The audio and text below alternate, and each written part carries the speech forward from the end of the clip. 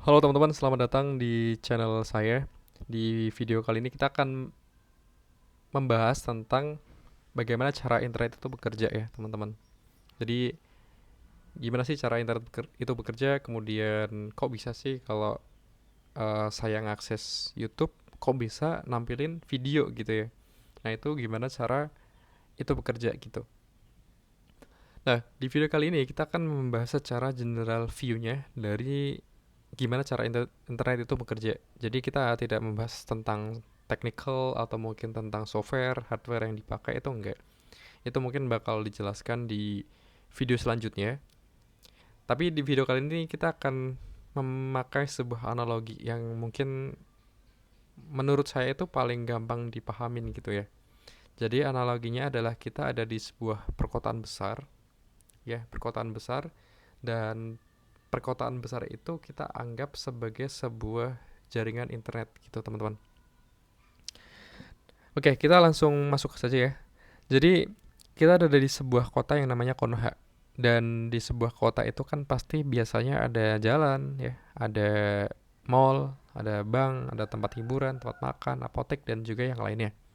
Nah, itu semua itu terkoneksi satu sama lain menggunakan sebuah jalan. Nah, kalau misalkan kita lihat 3 poin di bawah itu ada sebuah perusahaan driver online. Itu ibaratnya adalah sebuah internet service provider.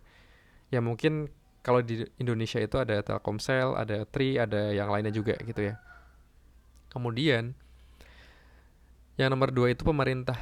Nah, pemerintah itu adalah perusahaan yang membangun infrastruktur jaringan. Misalkan jalanan-jalanan ya, jalanan-jalanan perkotaan itu kan biasanya di manage sama pemerintah ya, yang jalan-jalan biasa gitu.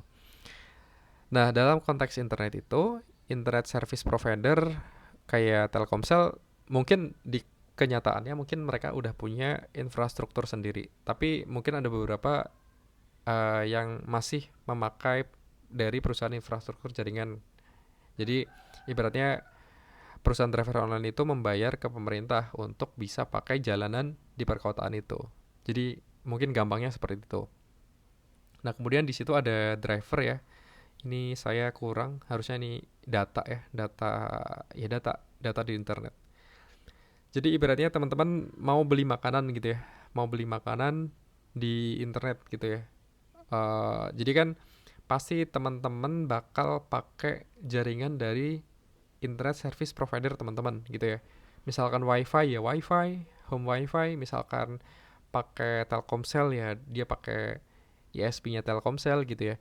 Jadi teman-teman analoginya adalah mau mengakses sebuah restoran gitu ya. Jadi restoran itu dia punya aplikasi sendiri misalkan. Dia punya aplikasi sendiri. Di sini misalkan alamatnya 123.65.43 54. Nah, misalkan alamat di perkotaannya itu seperti ini ya. Sebentar. Nah, teman-teman mau mengakses sebuah tempat makan di internet ya.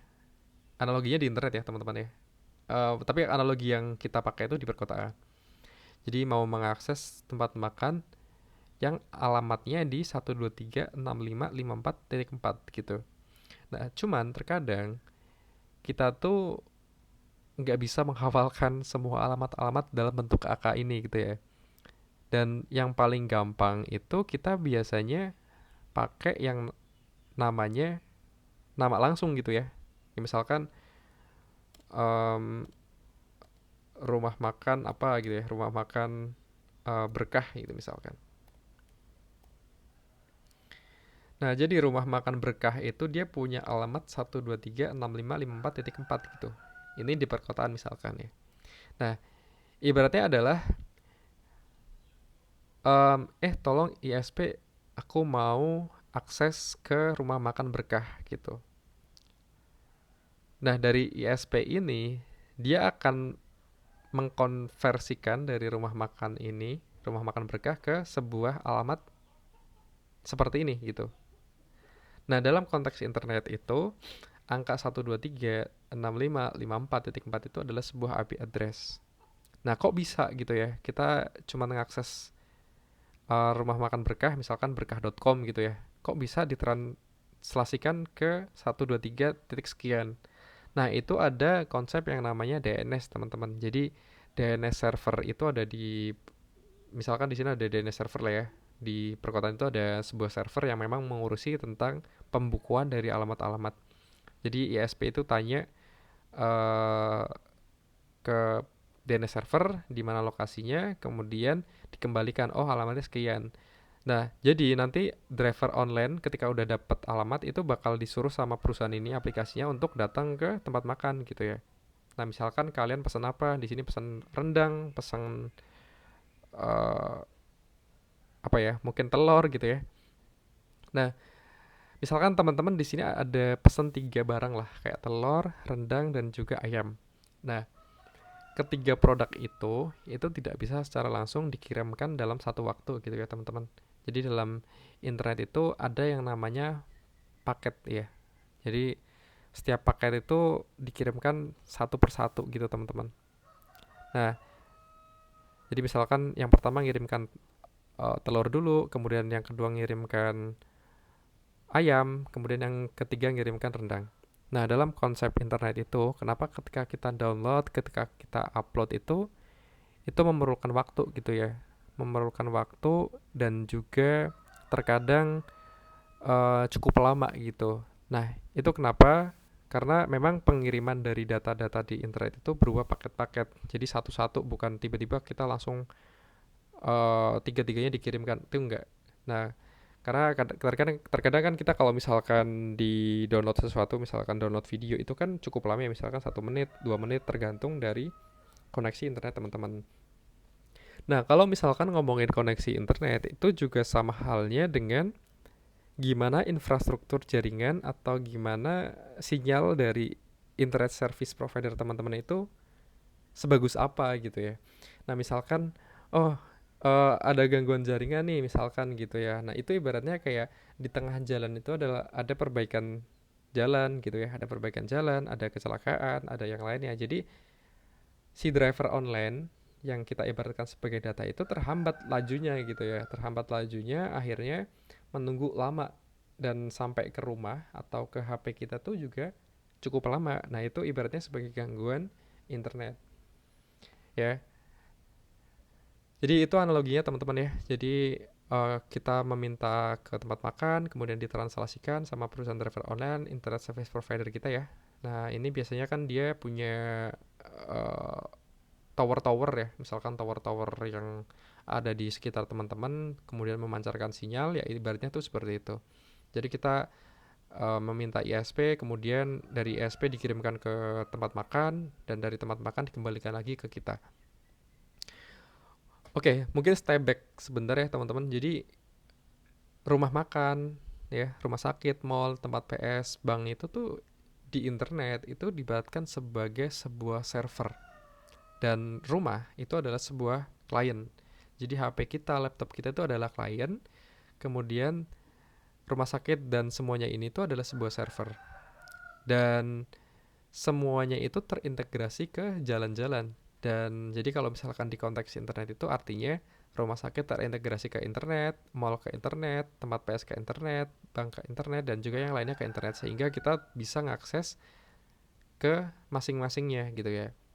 Nah, dalam konteks internet, rumah sakit, mall, dan juga yang lainnya itu adalah sebuah server yang berisi masing-masing dari server-server itu sendiri. Misalkan server ini isinya mall, server ini isinya bank, ya itu diisi oleh bank sama mall gitu ya. Jadi kita mau ngakses yang mana, dan masing-masing dari ini tuh punya alamat teman-teman, dan alamatnya tuh unik ya. Dan alamat itu bisa dibukukan di DNS server tadi. Jadi misalkan ini alamatnya 123, kemudian apotik misalkan 124 sekian-sekian, tempat hiburan itu misalkan 127 sekian-sekian gitu ya. Jadi beda-beda. Tiap server itu memiliki alamat yang beda-beda, sehingga dalam konsep perkotaan itu juga sama ya. Kalau misalkan tempat hiburan misalkan alamatnya seperti apa, di jalan apa, kemudian nomor berapa gitu ya. Nah, paling analoginya seperti itu ya, teman-teman, terkait dengan gimana cara internet itu bekerja. Nah, kemudian kenapa kita butuh kuota internet itu ya, teman-teman ya.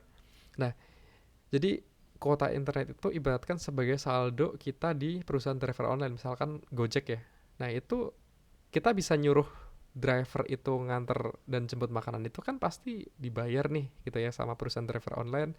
Kemudian kita ngebayar ke perusahaan driver online atau Gojek ini. Nah, kalau misalkan kuota kalian habis, itu ibaratnya kayak saldonya tuh habis. Jadi nggak bisa memakai layanan di perusahaan Gojek ini gitu. Jadi kalian tetap harus beli pulsa ya, beli kuota, dan beli lain sebagainya biar bisa ngakses driver online ini. Kan nggak mau juga kan ISP tuh bangkrut gara-gara eh, nggak dibayar, itu nggak kayak gitu. Jadi mungkin itu ya teman-teman terkait konsep secara generalnya. Mungkin nanti kalau misalkan masih bingung, teman-teman bisa komentar di bawah apa yang masih dibingungkan. Mungkin nanti bisa saya jawab juga terkait dengan pertanyaan teman-teman.